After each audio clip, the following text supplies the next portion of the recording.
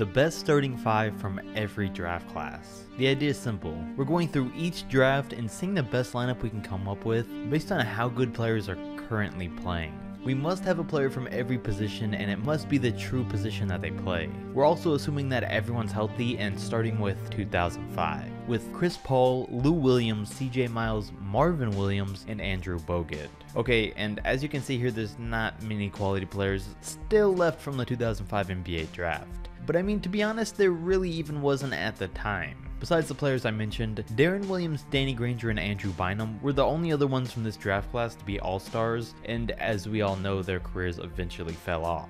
Then besides them, Nate Robinson and Monte Ellis were really the only other people who had above average careers. And for this being their five that's still left in the league, the backcourt's definitely still solid, but as a whole it probably makes them the worst lineup on this list. Then you fast forward 1 year later to 2006, and there's a big step up here in the quality of players, with Kyle Lowry, JJ Redick, Rudy Gay, Paul Millsap, and LaMarcus Aldridge. Two guys that were all-stars last season, and 3 starters on playoff teams. And unlike the 2005 squad, this 5 could still do some damage in the league today. They'd have a hard time making the playoffs in the Western Conference, but definitely could in the East, with Lowry and Rudy being great all around, JJ still being able to shoot the lights out, and Millsap and Aldridge both being able to hold down the paint or spread the floor. There's solid players at every position, but currently this is still one of the worst lineups for the video.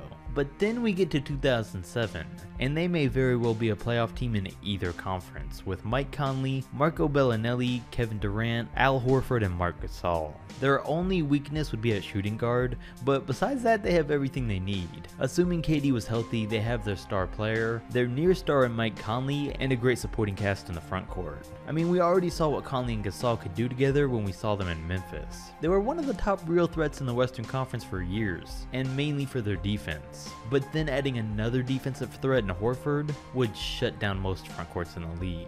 And you already know the offensive side of things would be taken care of with KD. And we continue to get better with these lineups as we move to 2008.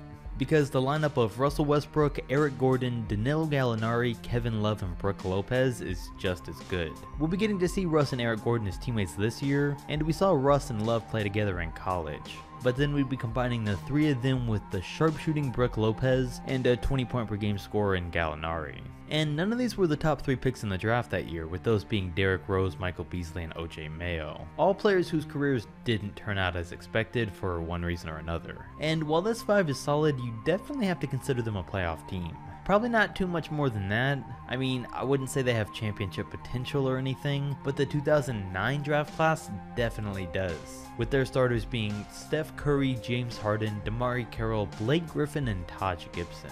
And this may very well be the best lineup in the video, only being challenged by a couple of other ones, and certainly one of the best draft classes overall. We even had to leave off 2 all-star caliber players in DeMar DeRozan and Drew Holiday, as well as Patrick Beverley. But as for these 5, you got the best point guard in the league, the best shooting guard, who are both former MVPs, and a top 3 power forward. It does hurt them that DeMarre Carroll was really the only true small forward still playing, and there were no current centers.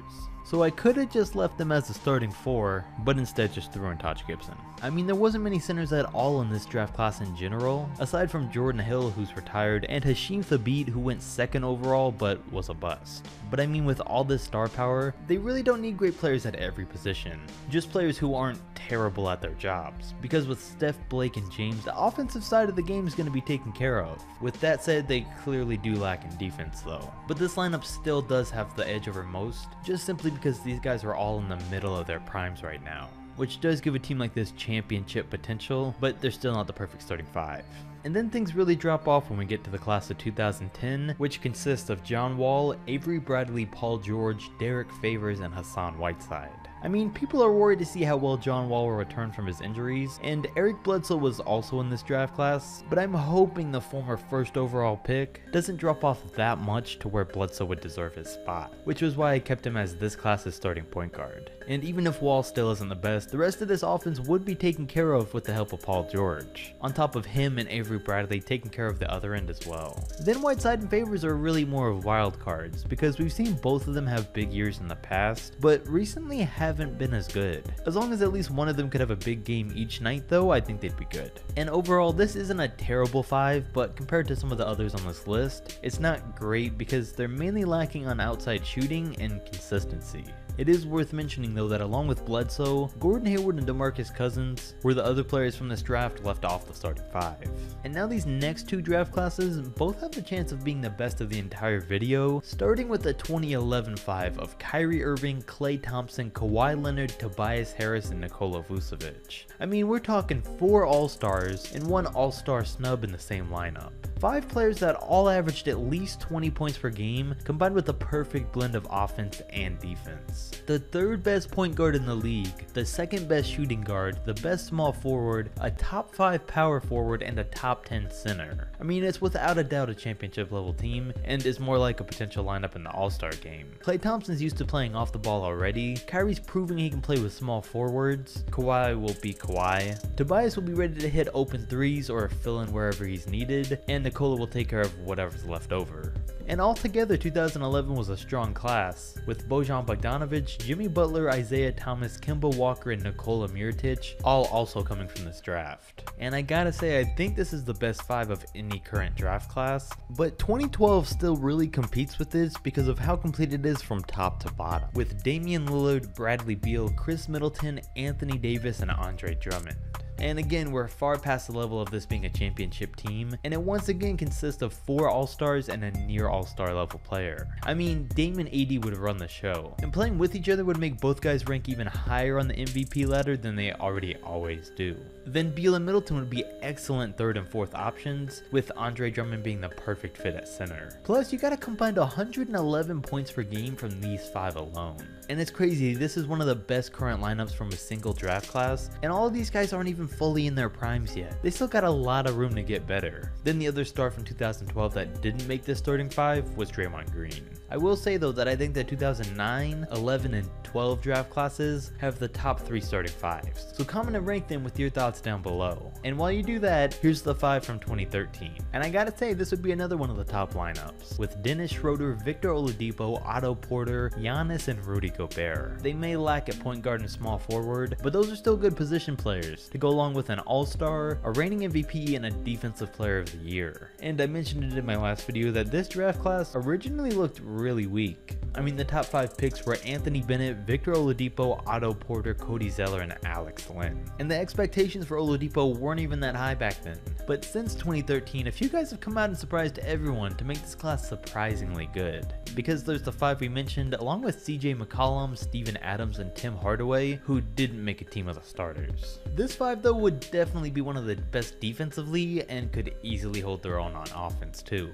2014 goes to Spencer Dinwiddie, Zach LaVine, Andrew Wiggins, Julius Randle, and Nikola Jokic. This lineup's still solid, but not as good as some of the others we've seen. And it was tough because there were a lot of solid players that all played similar positions coming into the league this year, with other centers like Yusuf Nurkic, Clint Capella, and oh yeah, Joel Embiid at center. I had to give the slight edge to Jokic though, because in my opinion, they're extremely close in terms of who's better, and in the long term it could go either way. But in the playoffs this past season, Joel averaged 20, 10, and 3 on 30% from 3. And Jokic in his first ever playoff appearance averaged 25, 13, and 8 on 40% from 3. So I had to give him the slight edge here. And as far as everyone else in this video, we had guys like Jabari Parker, Aaron Gordon, and Gary Harris who were all great, but not the best in their position, which is how this was the lineup we ended up with.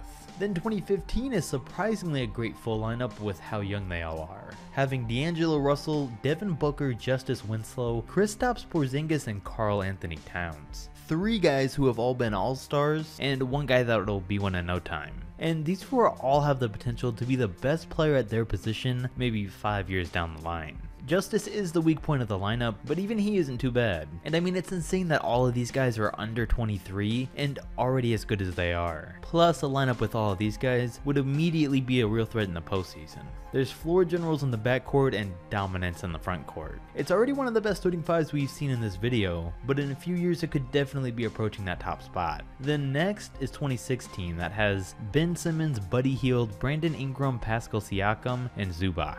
And this lineup isn't fantastic because we've gotten to the point now where players are so young that they all haven't had a chance to prove themselves and fully develop. And there's still guys like Jaylen Brown, Jamal Murray, Domantas Sabonis, Karis LeVert, DeJounte Murray, and Malcolm Brogdon who could maybe take one of these spots in a few years.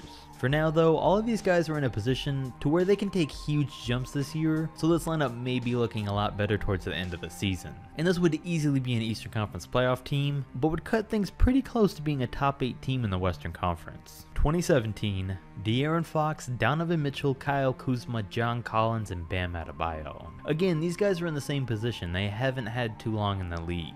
They still got a solid lineup though, and I'd say 4 out of the 5 of them have star potential. Originally I had Jason Tatum at small forward because I was forgetting about Kuzma, and I didn't like how the lineup looked with Tatum, but Kuz makes them seem a lot better. It is going to be exciting to see which of these guys turns out to be the best player though. Right now I'd say things are leaning towards Donovan Mitchell, but it could still go any different way. And overall this is still going to be a great class, with other players like Tatum, Dennis Smith, Lonzo Ball, OG Anunoby, Derek White, and Josh Hart. And the 2018 draft class is going to be great too, with their starting 5 being Trae Young, Landry Shamet, Luka Doncic, Marvin Bagley, and DeAndre Ayton. It's finally looking like this is a draft where all of the top 5 players are actually going to be great. Things could change and players could drop off, but right now it's not looking like any of them will. And that's pretty uncommon for a draft as you've seen through this video. There's always at least a few busts within the top few picks, but scouts did good this year and players did even better living up to the hype.